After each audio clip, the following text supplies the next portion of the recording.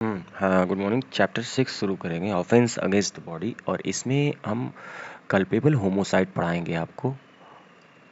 और ये culpable homicide कब कब मर्डर होता है और कब कब मर्डर कल्पेबल होमोसाइड होता है, इसका बहुत माइनर डिफरेंस बताएंगे। दुनिया भर का प्रवचन नहीं देंगे, बस आपको सिंपल चीज़ पहले बताएंगे कि कल्पेबल होमोसाइड होता क्या है। ठीक है, मान लीजिए कल्पेबल होमोसाइड के जो भी 3 ग्रेडियंट दिए हैं, इंग्रेडिएंट, ये तीनों इंग्रेडिएंट मान लीजिए इसके अंदर ये फॉल करता है। देखिए, अभी कल्पेबल होमोसाइड बता रहे हैं क्योंकि कल्पेबल होमोसाइड ही मर्डर होता है।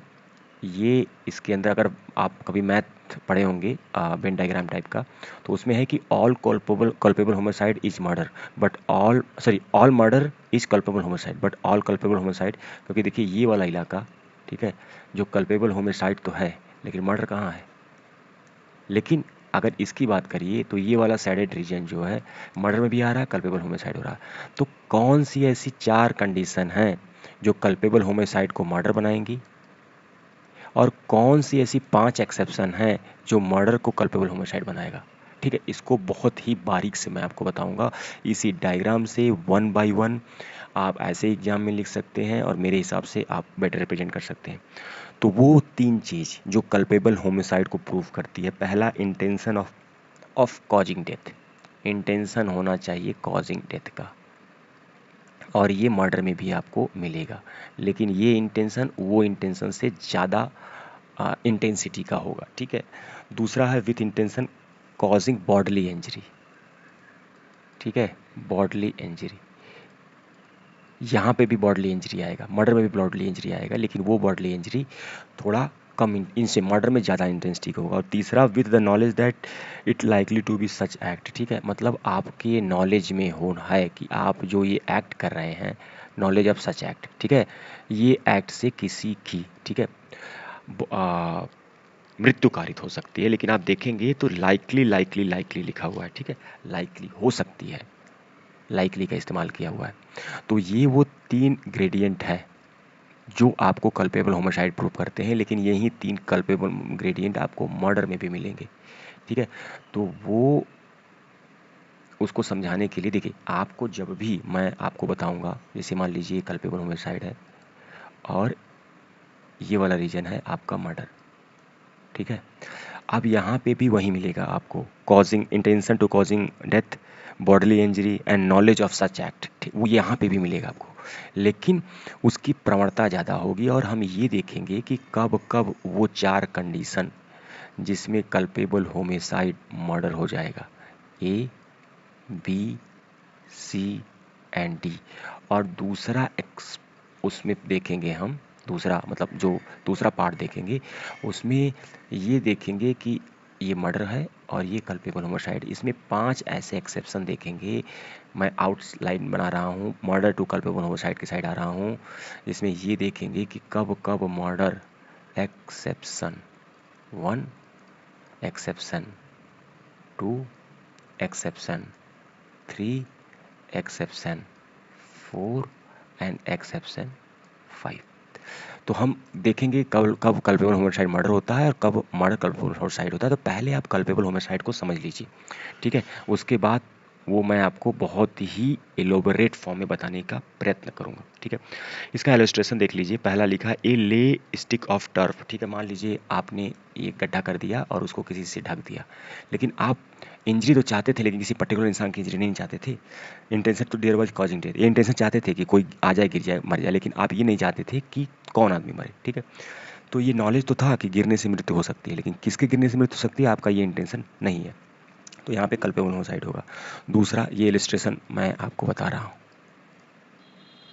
ये कल्पेबल होमोसाइड का इलस्ट्रेशन ए है।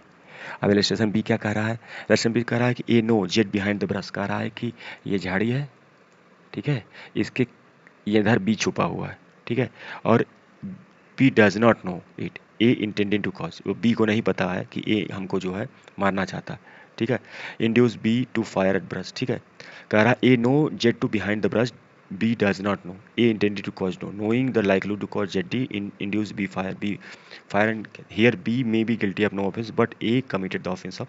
कह रहा है कि एक A है और एक B है, ये यहाँ पे कोई इंसान ब्रश के किनारे छिपा हुआ, इसको नहीं पता, इसको पता नहीं है कि यहाँ कोई छुपा है, लेकिन इसको पता है कि यहाँ कोई छुपा है। इसने फायर किया, ये निपट गया, ठीक है। जब ये निपट गया तो ये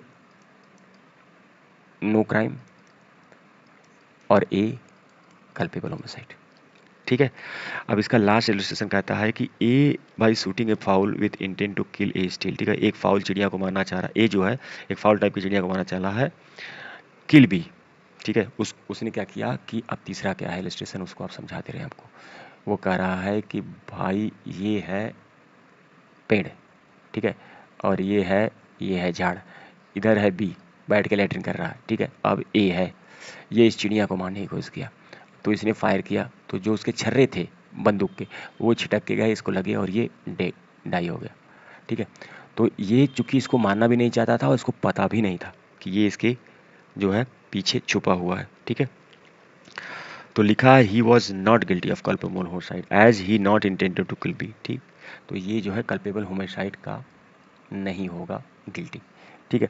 अब इसका एक्सप्लेनेशन दिया हुआ है, एक्सप्लेनेशन आप एक बार देख लीजिए। एक्सप्लेनेशन सिंपल है, इसमें कह रहा है कि A who cause bodily injury another to labouring, कह रहा है कि एक्सप्लेनेशन 2 कह रहा है मान लीजिए कोई आदमी को कोई प्रॉब्लम है, शारीरिक प्रॉब्लम है, मान लीजिए कोई इंसान है, ठीक है, और उसको यहाँ पे प्रॉब्लम है, ठीक है, और हु लेबरिंग, ठीक है, और ये आपने इसको मार दिया, आप ये जानते नहीं हैं लेकिन ये इसको प्रॉब्लम है।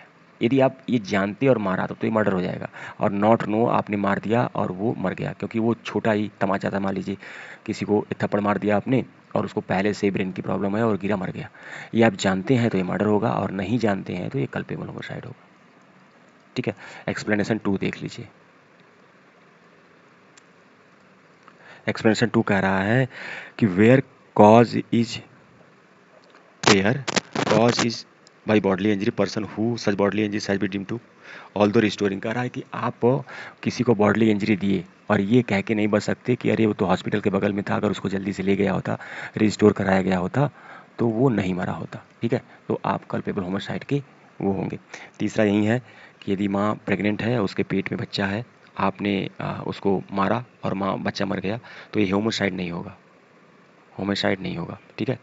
लेकिन अगर बच्चे का कोई भी एक पार्ट बाहर निकल गया, भले ही वो ब्रीथ नहीं कर रहा है, और अगर वो बच्चा मरा, दो चाइल्ड में नॉट ब्रेथ और बीन कम्प्लीटली बॉर्न, वो भले ही कम्प्लीटली बॉर्न नहीं हुआ है और ब्रेथ नहीं कर रहा है, केवल कुछ भी पार्ट माँ के शरीर से बाहर निकला, चाहे पैर चाहे सर, और वो मरा, तो वहाँ पे कल्पेबल होमिसाइड होगा। इसलिए देखिएगा डॉक्टरों को जो डिलीवरी की जाती है वहाँ पे जब भी मेडिकल नेग्लिजेंस का मैटर जाता है, तो मेडिकल नेग्लिजेंस में जब भी मैटर सुप्रीम कोर्ट में जाता है तो वो मर्डर अल्टीमेटली मर्डर नहीं होता है, उसको शिफ्ट कर दिया जाता है कल्पेबल होमिसाइड साइड, वो इसी एक्सप्लेनेशन के चलते, ठीक है। अब इसके बाद हम देखेंगे हैंड्रेड।